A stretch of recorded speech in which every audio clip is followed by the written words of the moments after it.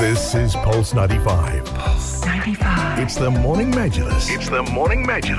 Talking the stories that are shaping headlines, plus those that make you go, Hello, good morning, and welcome on to the Morning Majlis. The trio is complete once again, and we are getting the Thursday vibes here in the studios as we prepare for the weekend ahead. I was planning on having a long weekend, but then I had to come back because there's so much to look forward to on the show and something to look forward to over the weekend here in Sharjah. A spaceship is opening up again. It is landing back in the country. It landed already, has been grounded for a while, but it's opening up for all of you to check itself out. The spaceship, we'll talk about it later on in the program. Just after 9 o'clock, we'll be hearing from their owners. But today on the show, there's so much to recap and check out what's happening across the globe. Yes, indeed. A lot has been happening around the world as far as news developments are concerned. And we're going to talk about what has happened with Tesla. Just the other day, we were reporting on the new battery tech that Elon Musk has unveiled in their Battery Day event. They've also unveiled more affordable Tesla vehicles within the next 3 years. But we're going to talk about how that's had an impact on Tesla's stock, how investors feel about Tesla given these developments. We're also going to talk into the state of labor amid COVID-19 and how much world workers have exactly lost in terms of money as well, wages, jobs. So we're going to be talking about that, essentially the impact of COVID-19 on work, on labor, and on world economies as well. Yes, and as for news from Sharjah, His Highness Sheikh Dr. Sultan bin Mohammed Al Qasimi, Supreme Council member and ruler of Sharjah, has issued Emiri Decree number 30 of 2020, changing the name of Sharjah Water and Electricity Authority, SIWA, to Sharjah Electricity, Water and Gas Authority. We're going to talk more about that. And as well, we're going to talk about the latest inspections carried out by His Highness the ruler of Sharjah at the University of Sharjah. Yeah, so much to look forward to in terms of educational developments and in terms of what's going on in and around the Emirate of Sharjah. So stay tuned to Pulse 95. We'll be right back after a bit of a musical interval for you, and we'll continue the discussions here on the Morning Majlis. Join the conversation with the Morning Majlis. Pulse 95. Yeah, join the conversation with the Morning Majlis. Text lines remain open, 4215. You can also join us live on our YouTube page, on our YouTube platform, to live stream the discussions that we're having. Up next, we are talking about something that has hit everyone across the globe. It could be in the form of pay cuts. It could be in the form of losing your work, because a new report by the International Labour Organization has come out and has now cautioned those for pushing for policymakers to focus on economy over health. And this is what we're talking about, is the toll the COVID-19 has placed on the world of job market. What does the study say? Absolutely. The job market and employment altogether has been hit hard by the coronavirus pandemic and that situation. It did have it took a heavier toll on jobs than previously feared, with hundreds of millions of jobs lost and workers suffering a massive drop in earnings. But in this fresh study, the International Labour Organization found that by the mid-year point, global working hours had declined by 17.3% compared to last December. That's equivalent to nearly 500 million full-time jobs. This is nearly 100 million more job equivalents than the number of forecast by the ILO back in June, when it expected just 14% of working hours to be lost by the end of the second 3-month period of the year. And according to a statement from ILO chief Guy Ryder, he's saying the impact has been catastrophic. This is very catastrophic, and pointing out that global labor income had shrunk by 10.7% during the first 9 months of the year compared to the same period in the past year. And that amounts to a drop of some $3.5 trillion, which is equivalent to 5.5% of the overall global gross domestic product, GDP. That is a lot. It is very significant. And in addition Alarming. to the health challenges of COVID-19, lockdowns, travel restrictions, and other measures taken by governments around the world to protect the safety of the public have also had a pretty severe impact on the state of jobs here. The ILO warned that the outlook for the final 3 months of 2020 had worsened significantly since its last report back in June. The organization had previously forecast that global working hours would be 4.9% lower in the fourth quarter, which but is now expected to be at 8.6%, which corresponds to 245 million full-time jobs. Now, looking at who this impacts the most, it is explained that workers in developing and emerging countries, especially those in so-called informal jobs, are much more affected than in past crises.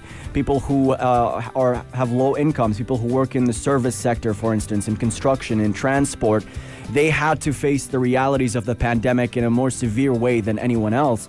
And that's because they lacked the safety net, and depending on the government of the country where they reside, they may not have received sufficient support to survive during this time. So their jobs were heavily affected during the pandemic. Yep, and head of ILO's Employment Policy Division warned the situation for the workers could worsen further, especially when there's a second wave of infections bringing tighter restrictions and new lockdowns. The ILO's report also showed that labour market devastation could have worse without the numerous fiscal stimulus packages provided by the governments. Without such efforts, which amounted to about $9.6 trillion globally, global working hours would have shrunk by a full 28% in the second quarter. But it also warned that fiscal stimulus was delivered very unevenly, with low and middle income countries receiving around $982 billion less in overall support than their wealthy counterparts. They are urging international efforts to close the gap, insisting that no group, country or region can beat this crisis alone. So it's always asking for a holistic approach across the globe.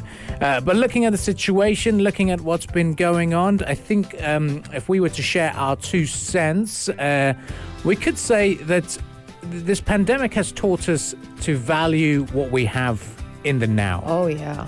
And not look forward to, not look too far ahead, not to be too disappointed with what you could have had or not have, because there's a lot of people in a lot awful situations that you were in, and anything that you own or have at the moment, it could be taken away in an instant. Don't take anything for granted. Don't take anything for granted. And always have Plan B.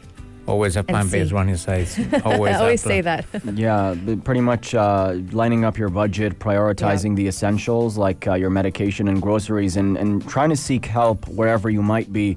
Don't be embarrassed about it, because that's something we've heard quite a bit. People who hesitated to reach out to previous employers or family or friends, those people can get you in a lifeline. It is survival mode for a lot of people out there, but don't lose hope, because this is not forever. Right. What's happening is not forever. Not forever, indeed. And once the vaccine's out, things might get better. And the big taking back and a big talker from this is value what you have, because it could be not there in an instant. Especially your health. Especially your health. Your biggest wealth. Your biggest asset. Biggest asset is your health, indeed. Well, we leave you with that, and we'll be right back after the news headlines. So stay with us. This is the Morning Majlis, only on Pulse 95. Pulse 95. Between local lines. Notes from the Emirate.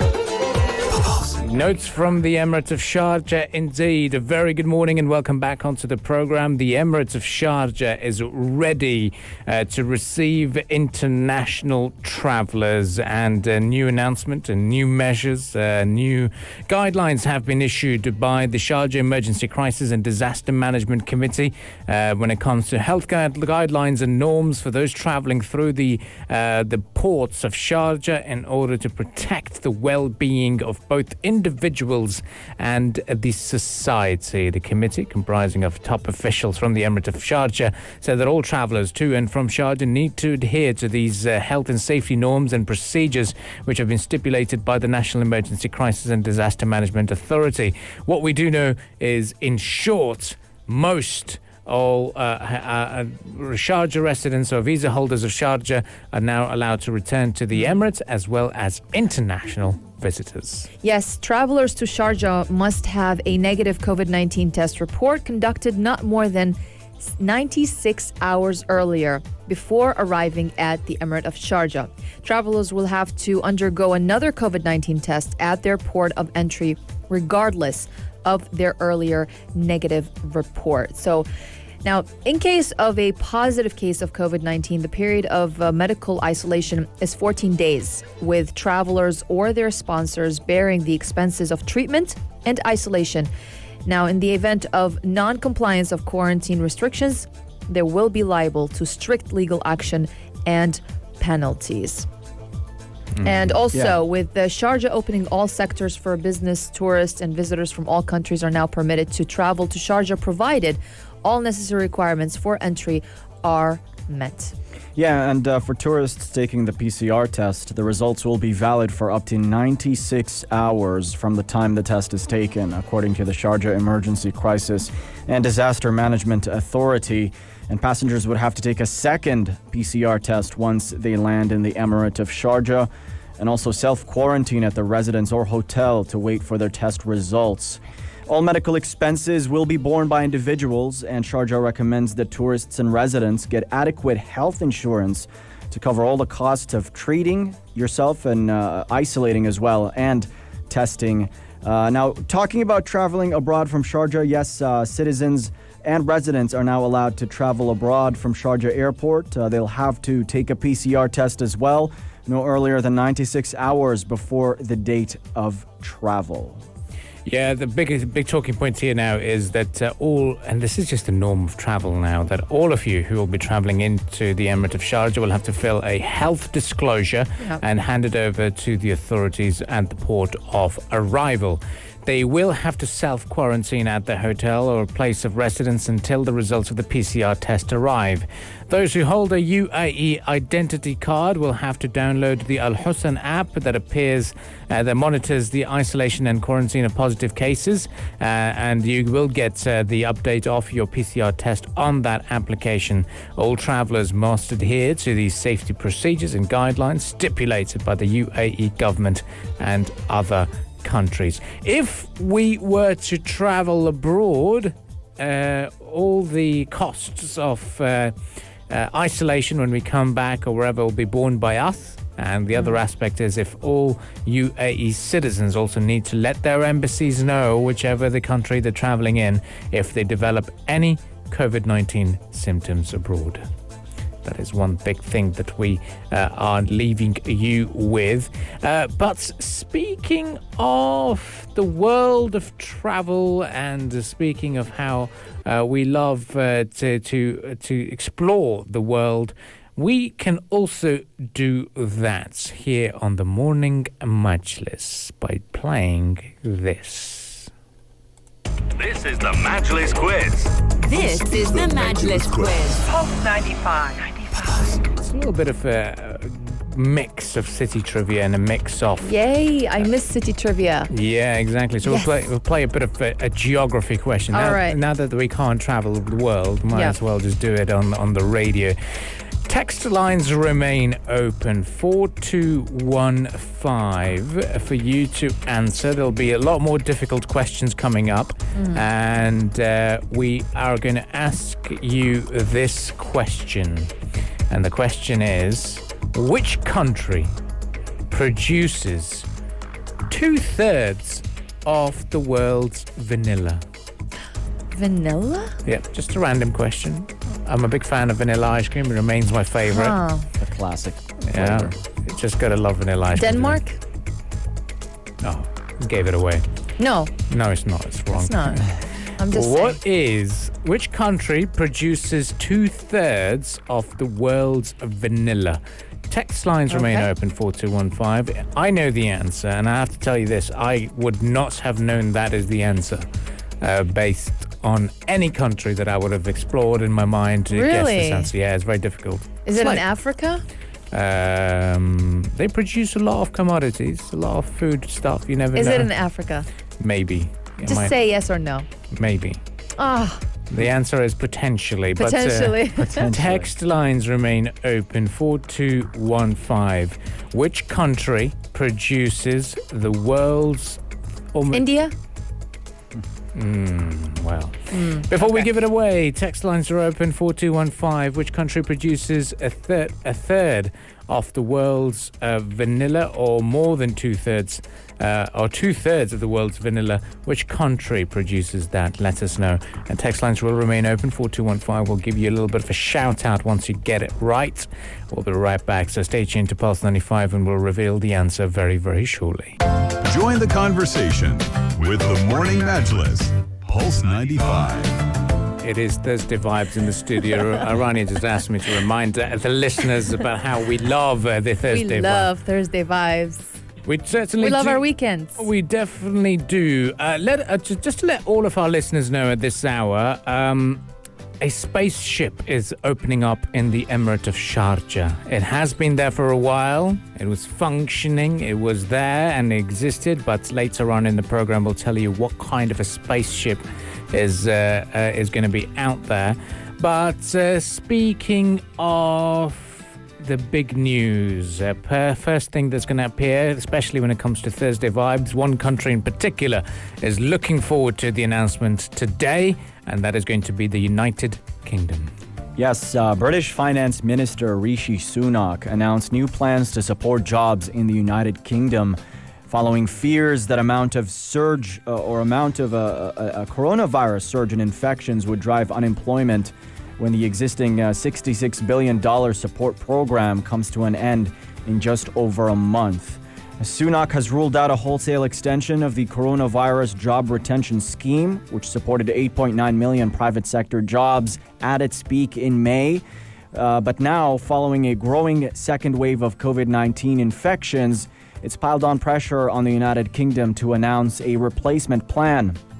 Now, according to Sunak's statement, quote, "As our response to coronavirus adapts, tomorrow afternoon I will update the House of Commons on our plans to continue protecting jobs through the winter." He will not hold a full budget later this year as previously intended due to the economic uncertainty created by COVID-19 cases. The Finance Ministry, a source said, quote, "No one wanted to be in this situation, but we need to respond to it," adding that Sunak hoped to offer reassurance to workers and businesses as well. Absolutely, Ahmed. Sunak had been expected to deliver his second budget of 2020 within the next few weeks, actually, and was hoping to use it to set out plans for major investment in infrastructure, for example, to turbocharge the UK's recovery from lockdown and also drive Boris Johnson's levelling up agenda, as they're saying. But his plans, have been blown off course by the rapid upsurge of coronavirus cases, which really forced the Prime Minister, Boris Johnson, to impose new restrictions on economic and social activities. And that move, including a 10 p.m. curfew for restaurants, for example, has put the Chancellor under intense pressure from business and unions to provide financial support to companies and workers likely to see incomes depressed for at least the next 6 months. Yeah, and Rishi Sunak said that he'd be looking for the creative ways to find a way to support employment, but has repeatedly stressed it will not be possible to save every job, and that is a sad reality that we're facing. Boris Johnson is also facing a wave of questions in Parliament about the future of the scheme. Earlier on Wednesday, said the government would do its level best to protect workers. The Bank of England forecast last month also said that Britain's unemployment rate would jump to 7.5% by the end of the year if there was no replacement for the scheme, up from 4.1% in the 3 months to July. The furlough scheme, which paid up to 80% of the employees' wages for staff who are not working, is due to expire on October 31, sooner than similar programs in other countries. But it will be very interesting to see what happens next in terms of if this approach is going to be right in the future. Yes, certainly, and we'll continue following the story as well. The fact that the United Kingdom is weighing those German-style wage subsidies to replace the furlough scheme and the impact that this would have on workers, especially amid increasing numbers of job losses in the country and tougher restrictions on the loom, so to speak. We've had a statement from scientists recently saying that in the United Kingdom, daily COVID-19 cases could spike up to 50,000. And the primary goal of Prime Minister Boris Johnson is to avoid going into full lockdown mode. So the UK government is facing a crisis situation. Yeah. They are trying to rein it in and impose precautionary measures in various means. But still, the situation is concerning when you look at the raw numbers and just how much they've climbed in the month of September when compared to previous months. Yeah, Sunak's aims to focus on the immediate needs of the economy faced with restrictions on normal activities, which the Prime Minister confirmed could stretch through the crucial Christmas period or into even next spring. But sources say that he will be upfront in today's statement on the need for difficult trade-offs, not between health and the economy, but between keeping people in their existing jobs and also helping them find new ones, and between providing immediate help and rebuilding for the future. And actually, last week, Sunak sparked speculation that the budget would be delayed by taking the unusual step of asking the Office of Budget Responsibility to draw up its economic forecast without at the same time naming a date for the fiscal event at which they are normally published. Yep, of course. And now all eyes and ears will be towards what the government is going to announce in the United Kingdom to curb or alleviate the suffering of the general public there, because the announcement of the new job protection plan is going to be made later today. Up next, we'll be talking photography. We'll be talking a new deadline here in the Emirates of Sharjah for the Photography Festival Exposure.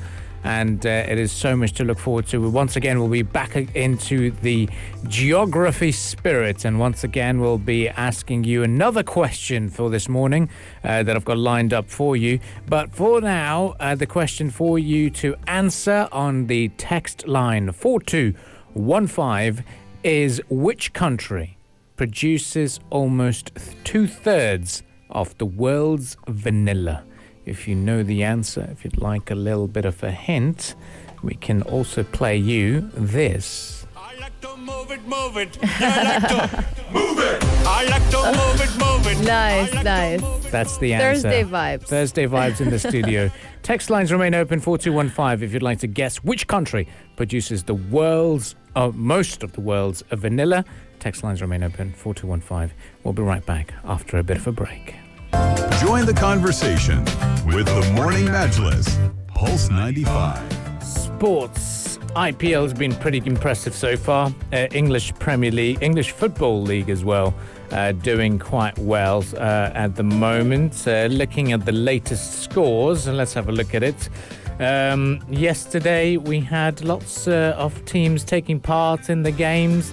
But we shall see what's happening across the globe as well, particularly when it comes to the recent encounters that we've seen.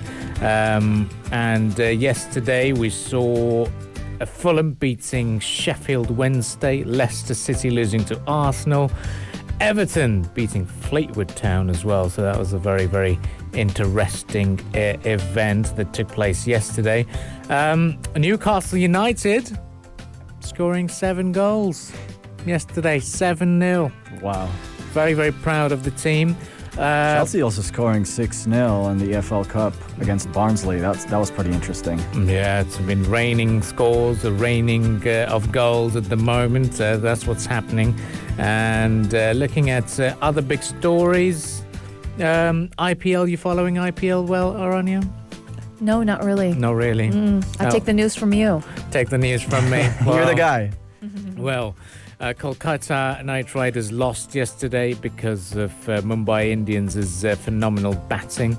They won by 49 runs yesterday against the KKR side. But it was taking place in the nation's capital, Abu Dhabi. We're so excited to see the action has resumed in Sharjah as well. But yeah, it'll be amazing to see what's going on. Yeah, and as for football, Atletico Madrid announced the signing of Barcelona forward Luis Suarez late yesterday, confirming the Uruguayan striker is set to continue playing in La Liga rather than joining Juventus in Italy. And Barcelona said that Atletico Madrid had agreed to pay 6 million euros for Suarez, and he leaves as the club's third highest scorer with 198 goals behind Cesar Rodriguez, which is 200. He scored 232 goals, and Lionel Messi with 634 goals. Yep, of course. Well, that's a little bit of a wrap for you guys. Thank you for joining us this morning. Stay tuned to Pulse 95. We'll be right back. Wait. The river. The river. The river. Fastest flowing Yeah, river. you got to reveal the river. Yeah, lots of people have been can't texting in. Lots of people have been Leave texting. people hanging. Hani Al-Demasi, shout out to you for getting the answers right. World's fastest river indeed is the Amazon River, traveling at speeds of up to 7 kilometers an hour. And I thought it was the Indus River. Yeah. Okay, so it's the Amazon River. Amazon River remains the fastest river. Well, stay with us on the Morning Majlis. Some lots of interesting facts to take back this morning. We will be returning bright and early Sunday morning, so do stay tuned for that. 95.0, pulse95radio.com for the live stream, as well as the YouTube accounts. Pulse 95 Radio is where you can catch us. For now, it's time to say goodbye. Have a great weekend. Have a good weekend and see you on Sunday. Pulse 95. You're listening to Pulse 95. Pulse 95. It's Pulse 95.